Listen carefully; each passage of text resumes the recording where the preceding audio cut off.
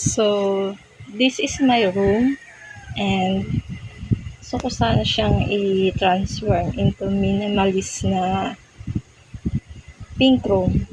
Kaso, I'm a collector of cute stuff and Barbie.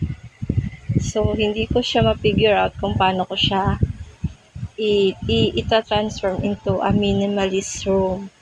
Since maliit din lang yung room ko, so I try to clean and organize my room.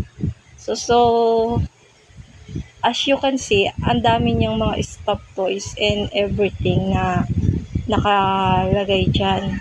Tapos, ang dami pa niyang stuffed toys na hindi ko pa na-display kasi nga, wala nang paglagyan kasi maliit lang yung space ng room ko. So, abangan niyo yung pag-design ko sa kanya.